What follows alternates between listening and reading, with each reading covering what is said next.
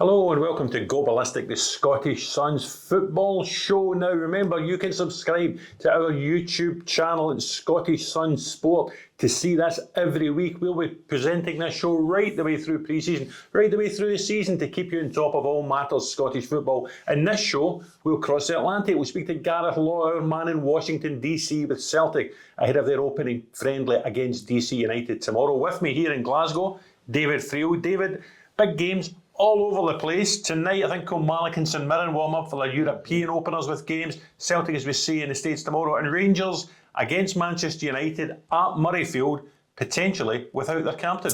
Yeah, obviously, interesting. James Tavernier is intensifying. Roger, it looks like Trabzonspor have put in an offer.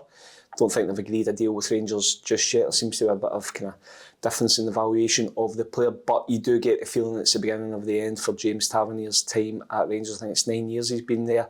It feels it's coming to a natural conclusion, but I do think for all James Tavernier's defensive faults, and I know his time as captain has come in for some criticism. He's won trophies, but he's also been part of a Rangers team that haven't delivered the success everybody thinks. I still think he'll be a miss for Rangers. Remarkable comments from Philippe Clermont during the club's pre-season trip to the Netherlands, saying everyone apart from Jack Wilton's for sale. He has to sell before he can buy, before he can look to bring in the players he wants to sign. Was that really flagging up that Tavernier's days were all but over at Ibrox? Yeah, because he has been one of the untouchables for so long. You know, he's been the talisman, the captain, the go-to guy, scoring 20 goals a season from right back. But I think it was just a realisation from Philippe Clermont of where Rangers are in terms of the transfer market, in terms of he wants to build his own team. He needs finance to do that. As I said, it just feels like it's coming to a natural conclusion for James Tavernier and Rangers. He has been a good player for them. There have been faults, as I said. But I think Philippe Clermont explained last week that this is going to be his team and it's a fresh start for everybody. Chris Boyd is in tomorrow's Scottish Sun discussing Clermont's remarks and what they mean going forward for the Rangers squad, what they mean going forward for Clermont himself. In the immediate game, Manchester United tomorrow, what sort of Rangers team do you expect to see? Will the Rangers fans see Todd Cantwell?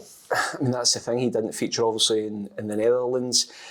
I think it'll be a strong team because Rangers now need to start thinking really, really seriously about A, the start of the league season, and B, the start of the Champions League campaign. The draw for the Champions League will be on Monday.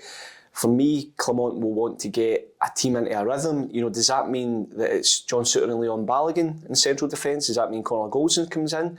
Does Tavernier play with all this going on? Yeah. I know he's had a slight knock as well. I think Nico Ras can get injured. So who plays central midfield? Rangers, again, a lot of the Rangers fans are quite happy to see John Lundstrom, Borna Barisic, Kamaru, all these guys go. But in the case of guys like John Lundstrom, he probably played about 55 games last season, 56 games, I don't know. So these guys do need to be replaced. I don't think they've been replaced yet. So for me, Philippe Clermont has got a really, really tough job of moulding a team while also trying to get players out and players in, but he needs to start really, really thinking about competitive stuff now. And on Monday, there's a Champions League draw just round the corner where Rangers could be paired with the likes of Fenerbahce, Jose Mourinho. It could be Dynamo Kiev, it could be Twente Onskede, or it could be Union Saint-Gilloise, who they've played before. It's not going to be easy, whoever it is. Yeah, Philippe Clermont the other day was again fascinating when he basically said Rangers aren't ready for that just yet. Now, on the flip side, he did say that it'll be positive. He'll feel he can put a team out that can go and compete, can get through. But I think everybody will realise that Rangers expected to probably be in a bit of a stronger position right now. For whatever reason, they've got a lot of younger players in, maybe squad players in, guys like Liam Kelly, but I don't think that team has been strengthened at all during the summer so far. You talk about teams needing to be ready for Europe. St Mirren will be one of them. They now know they're going to take on Valur Reykjavik next Thursday night. We're sending Bill Leckie to Iceland. Great St Mirren man, and normally a farm foods man. Yeah. But what chance have St Mirren and Stephen Robinson got of getting past the Icelandic team? Yeah, they've got a chance, but I don't think it'll be easy. You don't like to down the whole cliche of Icelandic football's a lot stronger than it used to be, but it is. We've seen that with the national team. Been over there a couple of trips myself, covering I think Celtic there twice. Games were never ever easy, and again they had a really, really good result against the Albanians the other night. So St Mirren, good team, good manager. I'm sure Stephen Robinson will have them as ready as possible, but this will be a tough test. And it'll be tougher because no Conor McMenamin, no Greg Kelty. James Bolton was a sale to Fleetwood that perhaps St Mirren didn't think they were going to make. Alec Jakoviti coming in. There's a new goalkeeper there as well. So typically, it's a first game of the season and a probably a first game for a slightly new look St Mirren team. Yeah, there's also a bit of uncertainty over Caelan Boyd-Munce as well, who I really like in midfield for St Mirren. Obviously lost Quan back to Celtic too. So, yeah, look, it's probably not been ideal, but this is what happens. If you have success the season before, you just have to get into these qualifiers. Stephen Robinson, he's a wily manager. He knows his way about football. I'm sure he'll have St Mirren ready. He'll have the Icelandic team watched as well. St Mirren play Carlisle Friday night. Kilmarnock play Barrow Friday night ahead of a home game next Thursday against Cercle Bruges.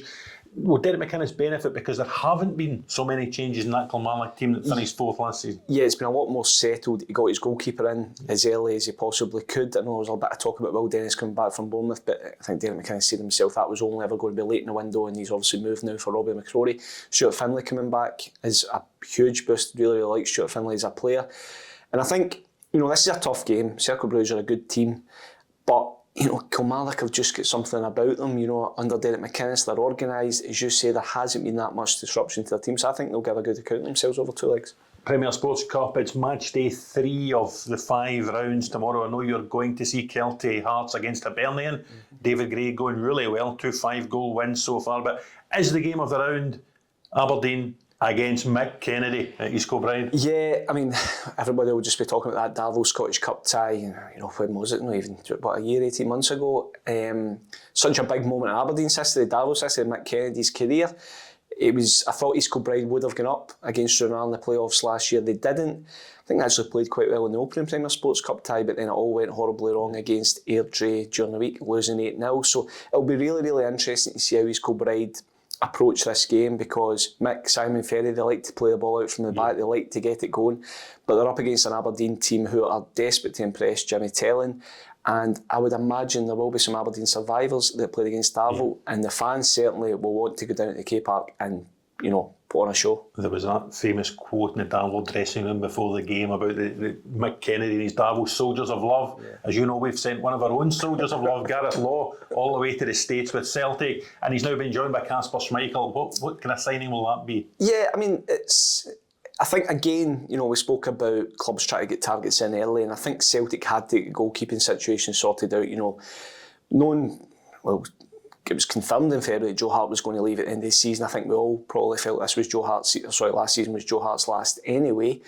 Yeah, look, it's a strategy from Celtic that I think makes a lot of sense. Getting Kasper Schmeichel in, but also getting Voljami Sinisalo in with a view to probably taking over from him down the line. Kasper Schmeichel, look, we saw him in the Euros. He's 37. He is actually older than Joe Hart, but I think he's still got a bit of life left in him. Yet he's played at a top level. He's played for his national team over 100 times. He's the captain of his national team. He has the personality, the character to come to Celtic and be a success, and he knows Brendan Rodgers as well, so it makes perfect sense for me. David, that's great. Thanks very much. We can now head stateside to our man who's with Celtic, Gareth Law in Washington, D.C. I'm going to say good afternoon. It's probably good morning with you, Gareth. A very sleepy good morning here, Roger. Yeah, just getting over the jet lag. The day's about to start here, whereas you'll be halfway through it over there. Celtic, of course, they were away a day or two in advance of you. They've got big games in this trip. Manchester City, the English champions, big spending Chelsea. The first game this weekend against DC United. Take it, Brendan Rodgers keen to embrace challenging pre-season fixtures, you could say. Yeah, I think so. I think it's going to be quite interesting how he goes about this first one, because I got in here into Washington roughly about the time they'll be kicking off on Saturday night. And I've got to say it was really humid, really hot. So he's obviously got his Scotland players back now, his other players who've been away on international duty. I think Cameron Carter-Vickers arrived yesterday. So I think the likelihood, based on also how he went about things in those first couple of games back in Scotland, like you could imagine the guys who haven't had any action yet will probably play a half. And then the others who are a bit further on will maybe play a bit longer again. And the two new goalkeepers, of course, Kasper Schmeichel and Voljami Sinisalo added to the squad. You expect to see them both against DC United? Maybe they'll get a half each. Possibly. Obviously, Kasper Schmeichel's a little bit further behind. He's had time off after the Euros as well, so he might come into things in the sort of second and third games more. So I think Minisallo. I think everybody will be quite keen to see him get out there. We obviously, our colleague Robert Grieve spoke to Gary Caldwell about him earlier in the week, and certainly came across as a very devoted professional. So you could imagine he'll be ready for any action Brendan Rodgers wants to give him.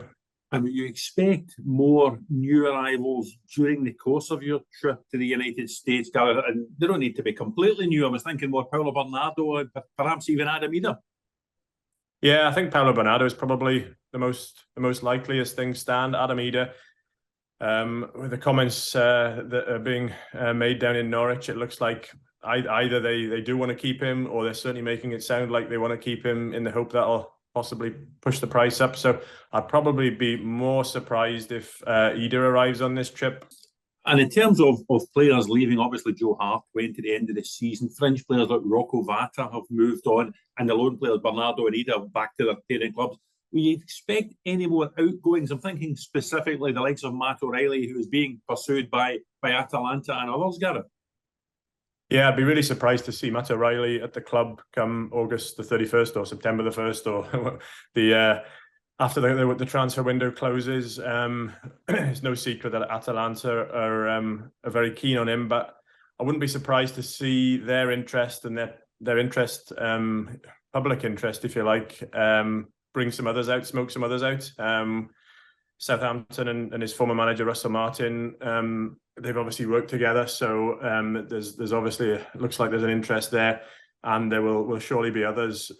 He was unlucky not to get selected for that Danish squad at the Euros, and I think he's here. He's not the type, I don't think, who would make an issue of being here. You know, there'd be nothing like any transfer requests or anything like that, but. Yeah, I'd be surprised if he was here for September. Gareth, that's great. We will stay in touch with you and go ballistic right through this US tour. As they say in Washington, have a nice day. Thanks again for watching Go Ballistic. We will be back next week. We'll keep in touch with Celtic in the United States. We'll keep in touch with all the pre-season friendlies and the Premier Sport Cup group games and the start of the Europa League and the Conference League. Remember, you can watch it on all the Scottish Sun platforms, and don't forget to subscribe to our YouTube channel at Scottish Sun Sports. Thanks very much.